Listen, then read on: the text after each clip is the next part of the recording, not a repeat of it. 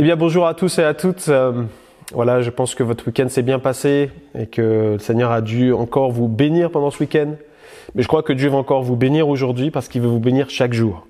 Et le meilleur moyen d'être béni, c'est d'être plongé dans les Écritures. Genèse 14, 23 nous dit « Je ne prendrai rien de tout ce qui est à toi, pas même un fil, ni un cordon de soulier, afin que tu ne dises pas. J'ai enrichi Abraham. Rien pour moi. Amen. » Ce texte fait suite à quoi? À la guerre qu'il y a eu quand Abraham est parti rechercher son neveu Lot qui avait été kidnappé, avec emmené tous les biens, etc. Et donc il avait mené une guerre et puis avec 300 soldats. Et puis il avait ramené son neveu, il avait ramené le butin de guerre, etc. Et puis il y a ce roi de Sodome qui va venir le rencontrer. Et ce roi de Sodome va venir lui dire, eh bien, en clair, écoute, Abraham, j'ai une proposition pour toi. Voilà, toi, je vais garder les gens, mais toi, tu vas garder le butin. Voilà, et je pense que c'est équitable entre nous. Comme ça, voilà, tu seras béni par mes mains, en clair. Et là, la réponse d'Abraham va tomber. Il va dire, moi, je prends rien de toi. Pas même un cordon de soulier. C'est-à-dire, je veux rien. Je veux rien. C'est radical, je veux rien. Parce que je veux pas que tu dises que c'est toi qui m'as enrichi. Rien pour moi. Pourquoi Abraham arrive à cela? Pourquoi il arrive à prendre cette décision? Pourtant, ça a l'air une proposition intéressante, équitable. De dire, écoute, je reconnais que tu as été à la guerre. Écoute, tu gardes les gens, tous ceux que tu as récupérés, tu les gardes pour toi. Je les garde pour moi et toi, tu prends le butin. Il aurait pu dire oui, Abraham. Il n'y avait rien de mal là-dedans. Ça avait l'air correct. Comme on dit, une proposition décente. Sauf qu'Abraham a détecté qu'il y avait un problème. Et que lui, son cœur était tourné vers Dieu. Juste avant cette histoire-là, il va rencontrer le roi de Salem, Melchisédek, à qui il va faire la dîme de tous ses revenus et il va faire allégeance en fait. Il va reconnaître que c'est Dieu qui lui a donné la victoire, que c'est lui qui l'a enrichi et personne d'autre. Donc il vient juste de le rencontrer juste avant. Il a fait une rencontre déterminante dans sa vie comme nous avons fait une rencontre déterminante avec Jésus-Christ. C'est lui qui nous a enrichis, dit la parole de Dieu.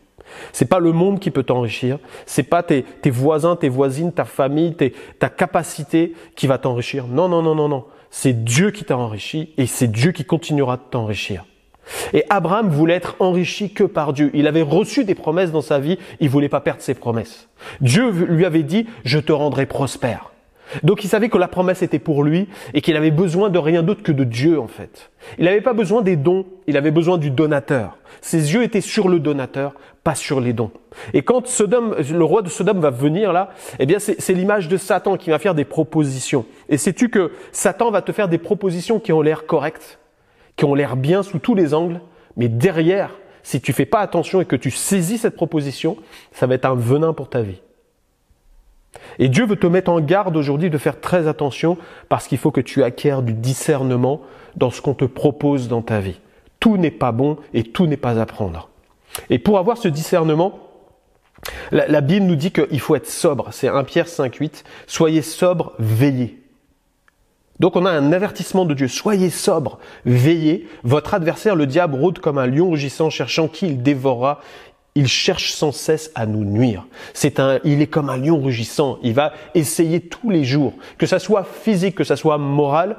Et s'il n'y arrive pas à te toucher à ces endroits-là, il va te faire des propositions qui vont peut-être détruire ou entacher même ton témoignage chrétien. Et tu vas te faire avoir si tu ne prends pas le temps de prendre connaissance du terrain à travers la prière auprès de Jésus. Le Saint-Esprit qui est dans ta vie est celui qui, l'Esprit de vérité, il va t'enseigner et te conduire dans toute la vérité. C'est Jésus qui l'a dit. Et nous avons intérêt, en tant qu'enfant de Dieu, tu as intérêt, mon frère, ma sœur, à écouter ce que l'Esprit te dit chaque jour. Parce que lui veut t'avertir des dangers. Dieu ne nous laisse pas, comme ça, naviguer à vue. Non. Il sait que parfois nous sommes en face de mines sur le terrain et si on ne fait pas attention, on va se faire du mal. Et le Saint-Esprit connaît le terrain là où tu es aujourd'hui. Et peut-être ton terrain a l'air bon, mais à l'intérieur, il y a quelque chose qui est caché, qui va exploser. Et le Saint-Esprit va t'avertir. Donc, les propositions qu'on va te faire aujourd'hui, fais très attention. Elles ont l'air alléchantes, mais demande déjà à Dieu, est-ce que ça vient de toi, Seigneur? Dieu nous demande bien d'avoir de la sagesse, d'être sobre. Quelqu'un de sobre, c'est quelqu'un qui a du discernement en fait. C'est quelqu'un qui se préserve du monde. Et plus tu vas te préserver du monde, de la manière de fonctionner du monde, de la manière de voir du monde, eh bien tu vas acquérir de plus en plus de discernement en lisant la parole de Dieu, en t'en imbibant. Et puis, eh bien tu vas pouvoir avoir une mentalité qui va être affûtée et tu vas pouvoir saisir et comprendre ce qui se passe autour de toi spirituellement parlant. La Bible nous dit que l'homme spirituel juge de tout. C'est-à-dire qu'on est appelé, nous, pas à juger les gens, mais à juger les situations. Et à avoir cette acuité spirituelle de dire là c'est bon, là c'est pas bon. Et Dieu veut qu'on acquiert cela, parce que c'est très important pour notre développement spirituel. Rester sobre, c'est cela. Et au contraire, eh bien, Dieu veut pas qu'on s'enivre de ce monde-là, comme je disais tout à l'heure, parce que sinon tu seras façonné dans le moule du monde. Et c'est ce que nous dit Romains 12:2.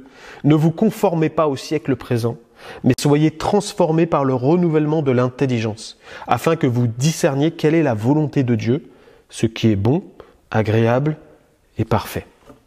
Jésus était habitué chaque jour à être confronté à l'adversaire, et on lui faisait des propositions indécentes. Quand on regarde toute son histoire, le diable même est venu faire des propositions indécentes à Jésus à la sortie du désert. Il a osé le faire avec Jésus. Tu crois qu'il va pas le faire avec toi?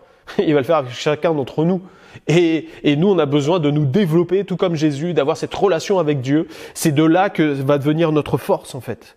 De dire, le Seigneur m'a averti, ou je sens que là, il y a quelque chose qui va pas. Peut-être qu'aujourd'hui, tu sens qu'on t'a proposé quelque chose là. Peut-être même hier, on t'a proposé quelque chose. Peut-être même un service dans l'église, et c'est pas ce que Dieu veut pour toi. Donc il y a un moment donné où tu dois faire la part des choses et arrêter. Tu dois avoir ce discernement et cette sagesse-là de dire non. Jésus a déclaré dans Jean 14:30, « Il n'a rien en moi » en parlant de Satan. Il n'a rien en moi. J'aimerais que tu prennes cette décision aujourd'hui de déclarer, « Il n'a rien en moi aujourd'hui. Je ferai la volonté de Dieu, je chercherai sa volonté et je sais que je prendrai un chemin qui est droit. » Alors que Dieu te bénisse et t'encourage pour aujourd'hui. La prière, Seigneur, merci pour ta parole qui me demande de rester ferme en toi, de cultiver ma relation avec toi, afin de déjouer les pièges de l'adversaire qui veut me détruire. Merci Seigneur pour le Saint-Esprit. Amen. Que Dieu te bénisse, on se retrouve demain.